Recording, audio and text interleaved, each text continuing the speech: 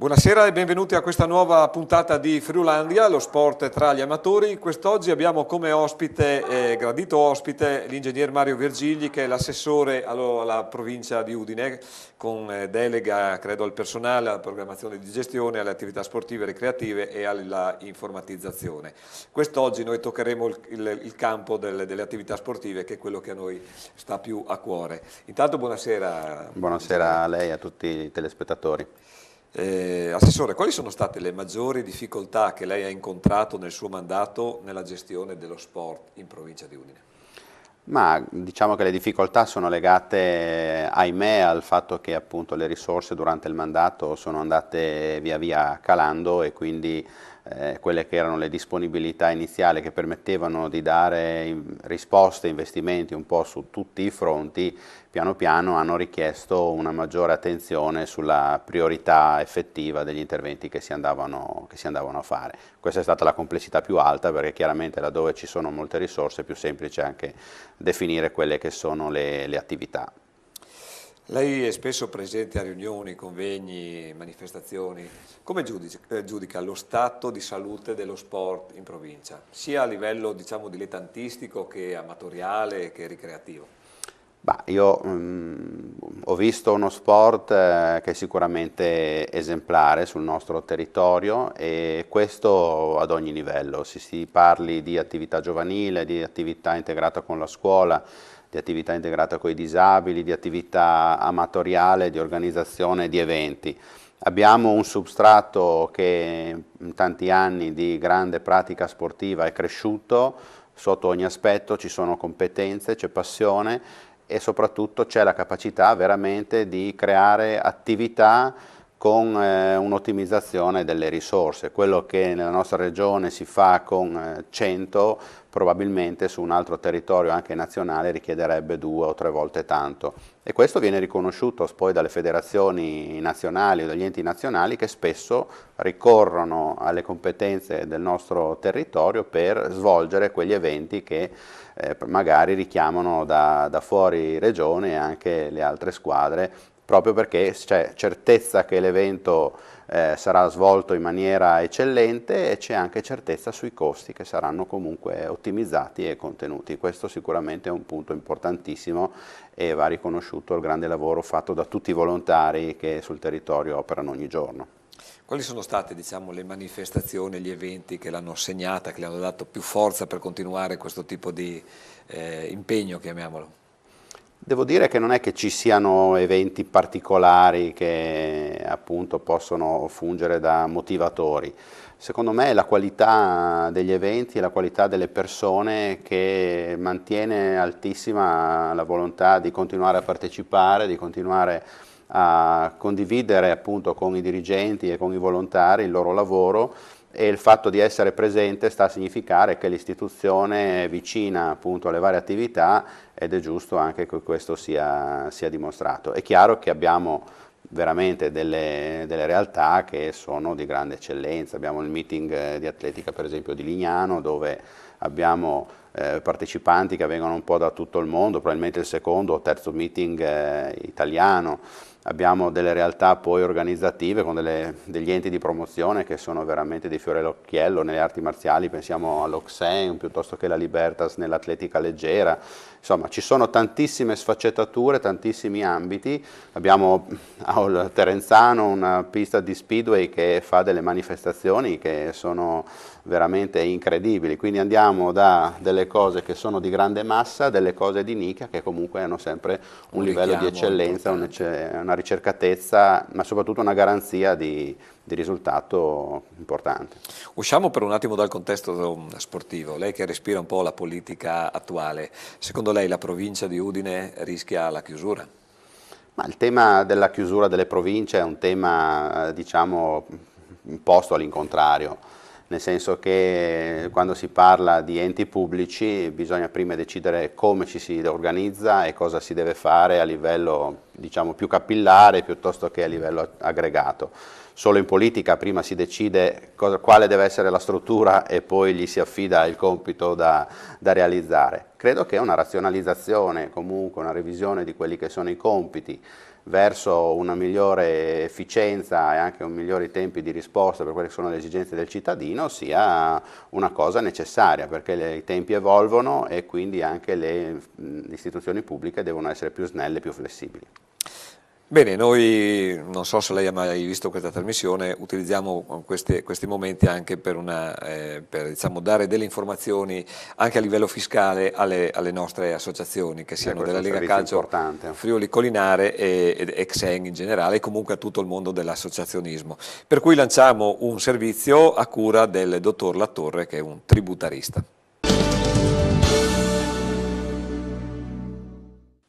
Dottor Latorre, il 5 per 1000 IRPEF, diciamo questo mondo sconosciuto per usare un termine un po' particolare, può spiegare se e quali associazioni possono beneficiare di questa donazione? Certo, dal punto di vista normativo il 5 per 1000 è una formula lasciata ai cittadini contribuenti di poter destinare appunto il 5 per 1000 della loro IRPEF a determinati soggetti. Tra questi soggetti rientrano anche le associazioni sportive dilettantistiche, e qua cominciamo a fare subito una discriminante, che svolgono una rilevante attività sociale.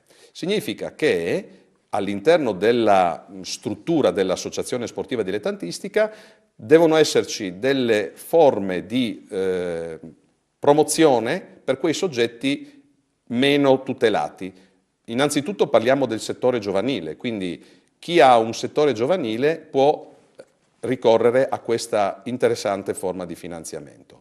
Purtroppo per chi non ce l'ha, il settore giovanile diventa, lo sappiamo tutti, che è un costo importante per le associazioni, ma in buona sostanza chi non ha il settore giovanile si trova già in difficoltà per questa questione del 5 per 1000. Ovviamente l'attività può essere rivolta anche a soggetti diversamente abili, soggetti in difficoltà economiche e quant'altro.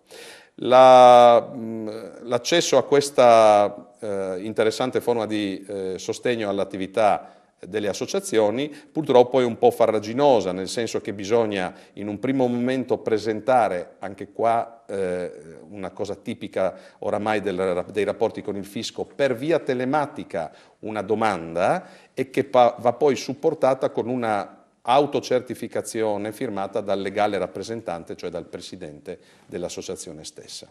Il 5 per 1000 viene erogato di solito dopo 2 o 3 anni dalla richiesta, ed è obbligatorio per concludere la pratica in maniera corretta dimostrare che cosa si è fatto del 5 per 1000. Faccio un piccolo esempio: se noi abbiamo fatto la domanda del 5 per 1000 nel 2009 e ci è stato erogato nel 2012, abbiamo tempo, 1 anno dalla data di erogazione della somma, di rendicontare, cioè di dimostrare, di mostrare in maniera più precisa, di mostrare come abbiamo speso questo 5 per 1000 all'interno della nostra associazione.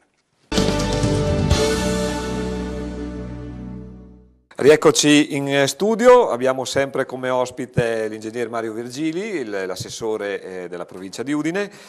Assessore, qual è la sua opinione sul movimento amatoriale? Naturalmente non parliamo solo di calcio, ma di tutte quelle discipline che vengono praticate con grandissima passione e senza ritorni economici, anzi quelli che investono il proprio denaro per poter divertirsi. Beh, sicuramente sono un qualcosa che va osservato con grande attenzione, perché innanzitutto è la continuità di un'attività sportiva che aiuta a mantenere sane le persone, a mantenerle in forma e soprattutto avere una longevità in salute, no? Rispetto magari a chi non pratica tanta attività, che poi si ritrova magari ad avere un'età avanzata però con tanti acciacchi. È un'attività anche qui molto fiorente, perché si può andare dal ciclismo alle arti marziali al calcio. È un'attività molto organizzata, fatta da persone che hanno grandissima passione e in gran parte si autosostiene appunto con le quote che vengono versate da persone che in linea di massima sono adulte.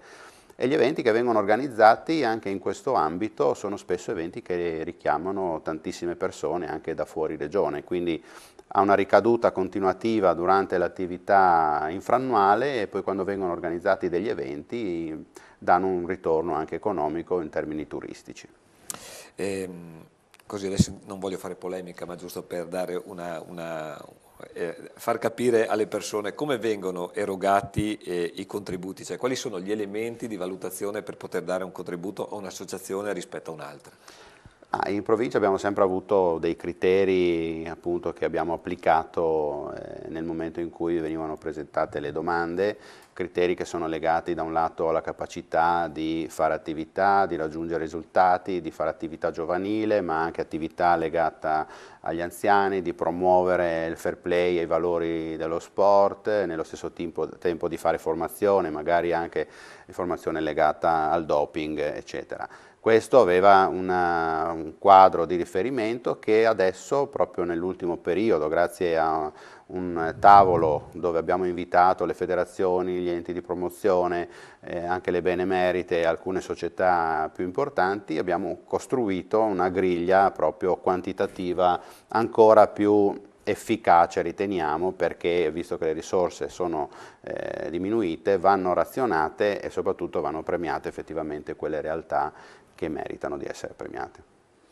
Ma spesso diciamo, il movimento amatoriale non è stato fortunato, nessun riconoscimento, pochissimi contributi, eppure i numeri sono alti, perché se andiamo a analizzare i numeri che presenta il movimento amatoriale contro magari quello di altre realtà, diciamo i numeri sono molto elevati. Secondo lei la politica perché appoggia pochi eletti magari a sfavore di moltissime realtà che occupano il territorio, che lavorano sul territorio e magari hanno effettivamente bisogno di sostegno?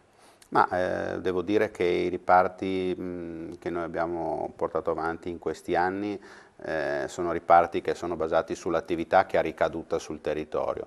È chiaro che si cerca di sostenere chi fa un'attività che non ha ritorno, per cui le attività fatte con i ragazzini, fatte nelle scuole eccetera sono un investimento puro e questi è inevitabile che abbiano una priorità rispetto a certe situazioni amatoriali che pur avendo un grandissimo rilievo per la loro capacità di fare attività però in linea di massima si autosostengono. È chiaro che su certi eventi, ma qui è più un ruolo della regione, l'intervento ci deve essere anche quando si fa un'attività amatoriale. Se pensiamo agli European Master Games che ci sono stati a Lignano, sono stati sostenuti in maniera abbastanza importante, così come tanti altri eventi che vengono organizzati in provincia o in regione. Ecco, un'ultima domanda, a molte squadre, associazioni amatoriali vengono fatti pagare prezzi diversi per l'utilizzo di palestre e strutture sportive, eppure tutti i cittadini pagano in ugual misura le tasse, no? Quindi dovrebbero avere dei prezzi diciamo, uguali, perlomeno negli stessi paesi. Come mai secondo lei queste differenziazioni e queste differenze di prezzo tra ad esempio chi offre il servizio e il gestore magari che dà questo servizio? Ma in linea di massima le tariffe sono definite dall'istituzione che è proprietaria dell'impianto e in linea di massima il costo orario, la tariffa viene applicata a chiunque sia il richiedente. Ci sono poi dei casi in cui l'orario in cui viene praticata l'attività è al di fuori, per esempio, della guardiania che viene effettuata direttamente dall'istituzione. Quindi in quel caso si va a coprire sia il costo dell'impianto sia il costo della guardiania che è a quel punto a carico del richiedente. Però in linea di massima, almeno parliamo dell'esperienza provinciale, il costo orario è indifferenziato rispetto alle singole associazioni ed è riferito al singolo impianto che ha delle specificità e sulle cui caratteristiche l'amministrazione può intervenire solo fino a un certo punto, perché la legge è abbastanza stringente su questo. Bene, la regia ci fa dei segni molto evidenti, per cui noi ringraziamo l'assessore Mario Virgili per la presenza a questa nostra trasmissione e ci auguriamo magari di averlo anche in futuro per discutere anche altre tematiche. Grazie a voi. Lanciamo intanto la pubblicità e ci vediamo fra qualche minuto. Rieccoci in studio, abbiamo cambiato l'ospite, dopo l'assessore provinciale Virgili abbiamo il presidente dell'associazione Calcio Amatori Colugna, buonasera, Fausto Clocchiatti. Buonasera. Buonasera Fausto, innanzitutto tu sei uno degli storici di questo Colugna, no? Cioè sei non dico dalla notte dei tempi, ma insomma, come è nata l'idea di costituire questa associazione e quali sono le difficoltà che avete nel cammino? No, dici bene, Per dare continuità. purtroppo è dalla notte dei tempi, quindi da ormai tanti anni, no, che sono passati. No, era per dire che siete una delle squadre, tra virgolette, più affezionate alla Lega Calcio Friuli Collinare. Esatto, è nato nel 99 sulle ceneri di un'altra esperienza amatoriale molto breve. Siccome la squadra del paese era sparita già da un po' di tempo, si è pensato bene di organizzare qualcosa. E dare vita quindi a una... Esatto. E da quella volta poi avete dato continuità, diciamo, al progetto. Esatto. No? E mi pare che state andando anche bene, no? Perché mi pare che adesso siete primi in classifica, Sì. se non ricordo male, e l'ultima partita l'avete vinta, almeno il punteggio dice questo, agevolmente contro il Brescia, 4-1 se non ricordo male. Com'è stata come partita?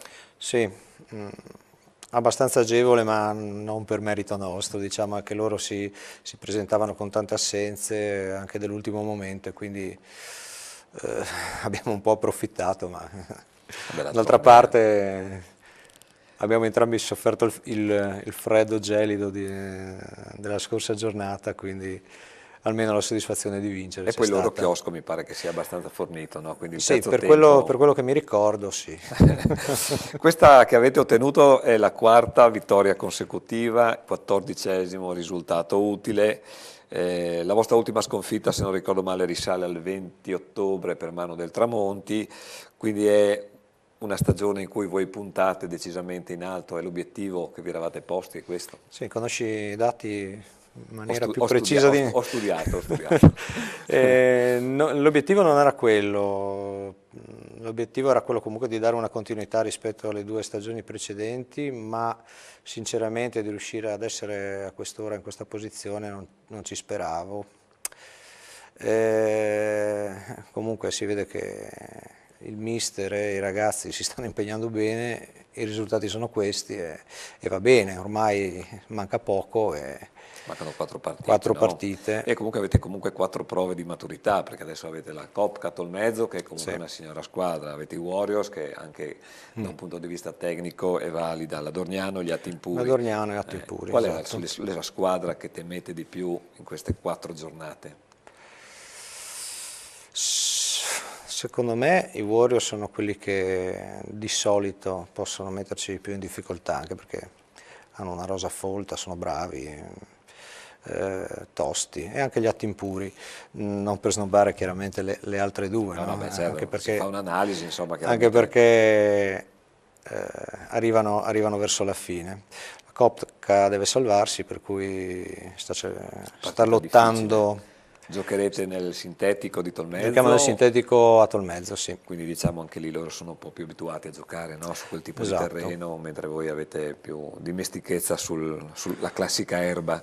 Erba, quando c'è l'erba, sì. Quando c'è l'erba. Pantano. Voi giocate, ricordiamo, a Colugna. A Colugna. Quindi proprio giocate in casa, come si suol dire. Sì. Senti, Romanello, 17 presenze e 11 gol. È lui il trascinatore della squadra di quest'anno? Ma è uno dei trascinatori, è un ragazzo che è con noi da 3 anni, ha sempre fatto i suoi gol partendo dalla terza, anche l'anno scorso, anche quest'anno,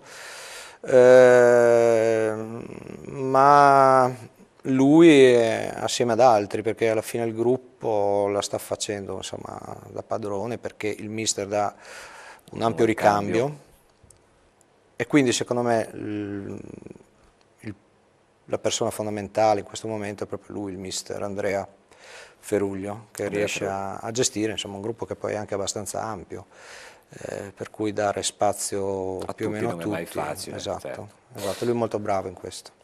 Bene, lasciamo riposare un po' il nostro ospite e adesso lanciamo un servizio su una partita di calcio amatoriale, naturalmente targato Lega Calcio Friuli Collinare. Siamo con Alessandro Qualizza del gruppo The Hacker, ci racconti un attimo la partita? Sì, buonasera a tutti. Come ci aspettavamo è stata molto molto dura contro la squadra del Feletto. Devo dire che abbiamo iniziato abbastanza bene, poi il loro tasso tecnico si è fatto valere, poi con un po' di fortuna e tanta abilità nostra siamo riusciti a riagguantare il risultato, ma poi un po' di sfortuna, un po' di stanchezza, devo dire comunque che hanno meritato. Per noi devo dire è un campionato nuovo, questo di amatori, siamo riusciti a passare nel girone tra virgolette dei vincenti, adesso ci stiamo dando da fare soprattutto per divertirci e toglierci magari qualche soddisfazione. Ringrazio tutti e buona Pasqua. Siamo con Sandro, capitano del Crazy Team Feletto. Ci racconti anche tu la partita? No, è stata una partita combattuta, onore agli avversari che hanno messo a volte anche un po' troppo agonismo, ma è giusto così anche se siamo in un campionato amatoriale. L'abbiamo vinta all'inizio, poi siamo riusciti a pareggiare mettendo appunto molta più voglia di noi. Alla fine siamo riusciti, come diceva il loro capitano, col maggior tasso tecnico a vincere e andiamo avanti in questo campionato sperando di togliere soddisfazioni come ogni anno del Sole e del resto. Ci racconti i prossimi impegni oppure quali sono le prospettive di squadra? Adesso andiamo in vacanza per la Pasqua e approfitto per augurare a tutti una buona Pasqua. I prossimi impegni sono partite tutte difficili, il nostro obiettivo è comunque arrivare tra le prime 4, visto che negli anni scorsi siamo sempre arrivati in finale, non siamo riusciti a vincere tranne in 2 occasioni e speriamo che quest'anno sia l'anno buono, perché secondo me ce lo meritiamo.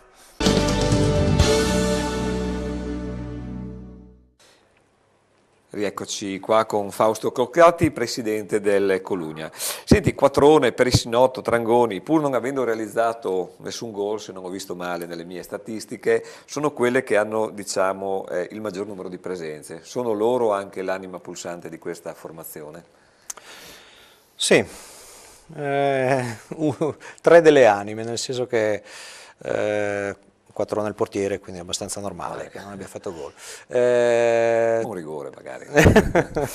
Trangoni è il nuovo capitano, nel senso che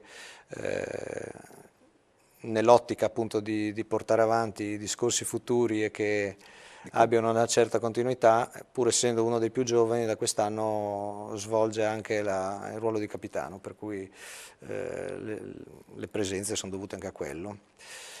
Perissinotto certamente secondo me è quello che riesce a dare ordine alla squadra, a gestirla, a farla... Il cosiddetto regista. Sì, è quello che dà un po' tutto a livello di centrocampo, quindi non a caso sono quelli che poi hanno partecipato di più alle partite. E poi credo che una delle vostre forze sia questa, diciamo, diversità tra giovani e anziani, cioè una squadra abbastanza miscelata, no? Come fasce d'età. Potrebbe essere questa un'altra ricchezza, un'altra peculiarità della vostra formazione. Sì, siamo riusciti soprattutto negli ultimi 4 anni ad introdurre anche diversi giovani. Non abbiamo perso tante persone per strada, comunque alcuni se ne sono andati per varie scelte, però il mix c'è, insomma, il mix tra quelli che addirittura hanno partecipato alla creazione dell'associazione fino a quelli che si sono aggiunti negli ultimi anni. Qual è stata o qual è la tua più grande soddisfazione che hai ottenuto finora in campo amatoriale? Domanda difficile. Domanda molto, molto difficile. Secondo me è essere riusciti a tenere duro nei momenti difficili ed essere riuscito ad introdurre nella lista dell'associazione un numero grande di dirigenti, perché penso che siamo la squadra che ne ha di più, ne abbiamo penso una dozzina, quindi la partecipazione alla cosa, che poi chiaramente mi serve sia come aiuto sia per il servizio che bisogna comunque dare all'associazione. Voi siete da tantissimi anni, dicevamo prima all'inizio, diciamo nel campo amatoriale. Cosa è cambiato secondo te nel calcio amatoriale? È migliorato sotto qualche aspetto, è peggiorato sotto altri? Grosso modo hai... Sì, secondo me negli anni c'è stato un miglioramento dei comportamenti da parte dei giocatori, dei dirigenti e anche degli arbitri. Quindi anni fa, quando abbiamo iniziato, eravamo ancora un po' allo stato brado. Adesso vedo che anche le persone si comportano in maniera molto più educata, meno impulsiva rispetto più virtuosi, diciamo, comportamenti. Esattamente. Questo forse può essere anche secondo te dall'indirizzo che la Lega Calcio Friuli Collinare ha dato, diciamo, attraverso i corsi, i premi del fair play, tutte queste situazioni che la Lega Calcio sta cercando di portare avanti? Sì, sia nei confronti delle società, ma anche per me è stato fatto proprio un grosso lavoro con gli arbitri. Chiaramente come tra i giocatori, tra i dirigenti c'è qualcuno che è un po' meno bravo, e questo lo accettiamo benissimo. Ho visto che anche a livello di comunicabilità con i direttori di gara, insomma, è migliorato tanto. Mi piace spesso, quando ne ho l'occasione, come oggi, parlare bene anche dell'arbitro, di come... Che non è un ruolo facile, sì, poi, perché comunque... a prescindere dagli errori tecnici, che insomma non è la cosa l'importante che è che dobbiamo valutare l'atteggiamento noi. sia consono a quello che sono Esatto. le direttive amatoriali, sostanzialmente. Esatto. Per chiudere, l'obiettivo personale di Fausto Clocchiatti e l'obiettivo del Colugna di quest'anno. L'obiettivo del Colugna a questo punto è la promozione, l'obiettivo mio è